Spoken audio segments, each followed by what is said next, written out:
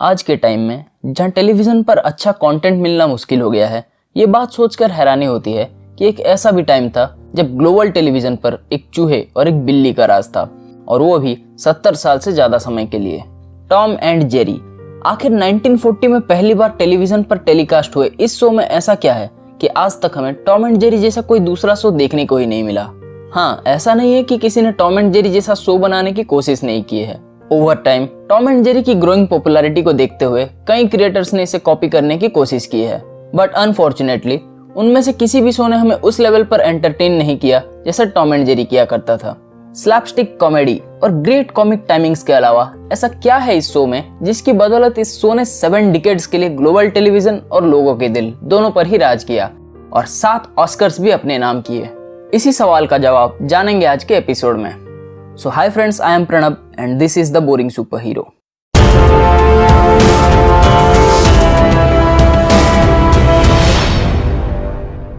First, the basic structure. दोस्तों, Tom and Jerry की कहानी किसी CGI साइंस फिक्शन या क्रिंजी रोमांस पर बेस्ड नहीं है। यहाँ आपको एलियन इन्वेजन्स, सुपर हीरोज या ओवरली परफेक्ट लव स्टोरीज देखने को नहीं मिलेंगी, जैसे कि आजकल ज्यादातर मूवीज और शोज में हमें देखने को मिलता है।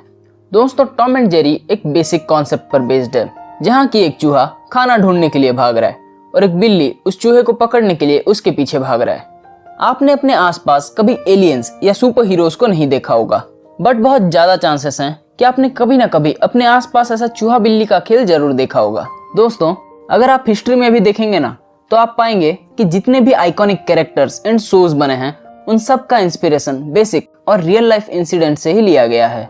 सर रडियार्ड किपलिंग को जंगल बुक का आइडिया तब आया जब वो मध्य प्रदेश के एक टाइगर रिजर्व में घूम रहे थे और वहां उन्होंने एक शानदार बट खूंखार रॉयल बंगाल टाइगर को देखा जिसका नाम था शेर खान, जिस पर जंगल बुक का मेन एंटागोनिस्ट बेस्ड है।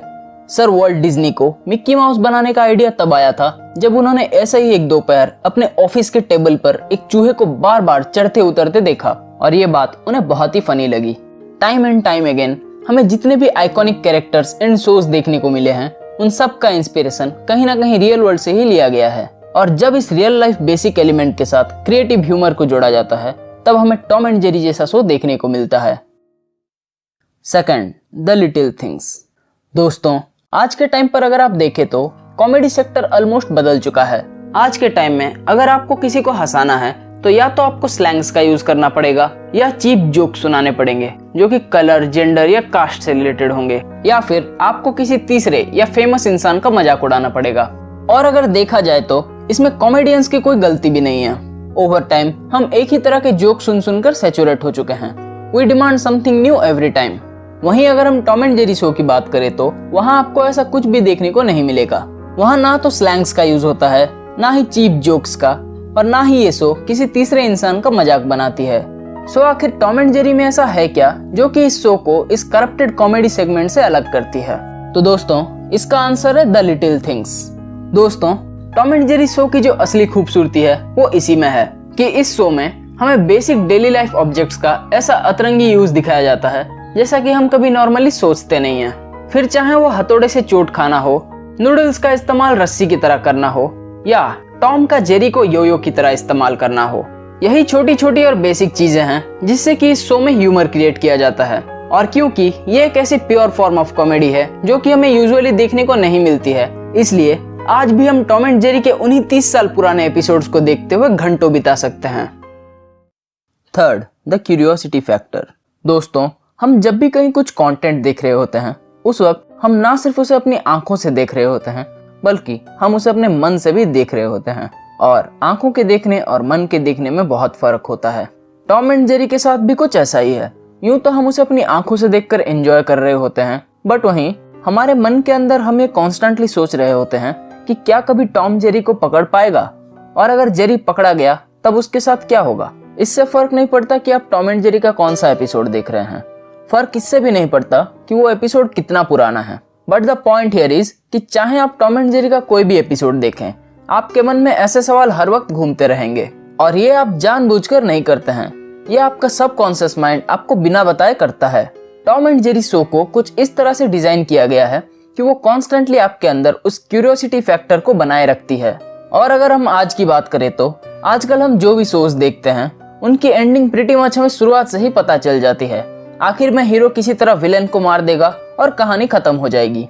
बट अगर हम टॉम एंड जेरी की बात करें तो वहाँ कोई हीरो या विलेन नहीं है, both the characters are at same level. और इसी वजह से हम कभी ये फिगर आउट नहीं कर पाते हैं कि आखिर एंड में जीतेगा कौन। And this truly is the beauty of this show. Fourth, balance of love and hate.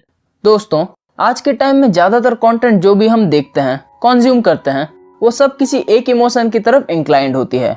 या तो कहानी लव के बेस पर चलती है या हेट के बेस पर, या तो कहानी में किसी दो कैरेक्टर्स के बीच के लव को एक्सप्लोर किया जाता है या किसी दो कैरेक्टर्स के बीच के इमेंस हेट पर फोकस किया जाता है। बट अगर हम टॉम एंड जेरी की बात करें तो जो चीज इस शो को बाकी टिपिकल शोज से अलग करती है वो ये है कि इस शो में दोनों ही इमोशंस लव एंड हेट को ब्यूटीफुली बैलेंस किया गया है।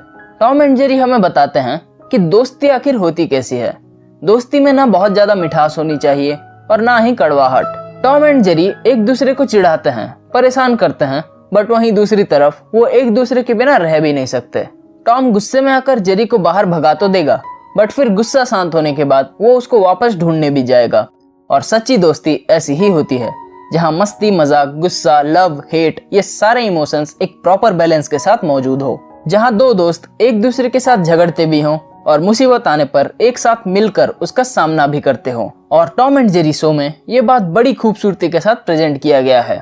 दोस्तों, टॉम एंड जेरी अपनी तरह का इकलौता शो है, इस बात से शायद ही कोई डिसएग्री करेगा। और ये देखकर कभी कभी दुख भी होता है कि टॉम एंड जेरी जैसा शो इस दुनिया से और हमारी यादों से धीरे धीरे मिटता जा रहा है। आज के टाइम पर जहाँ फैमिली फ्रेंडली कंटेंट मिलना मुश्किल हो गया है, वहीं एक टाइम था जब टॉम एंड जेरी शो बच्चों से लेकर बूढ़े सभी मिलकर एंजॉय किया करते थे। खैर, आई होप कि आने वाली पीढ़ी भी टॉम एंड जेरी शो को उसी तरह से एंजॉय कर पाए जिस तरह हम अपने बचपन में किया करते थे।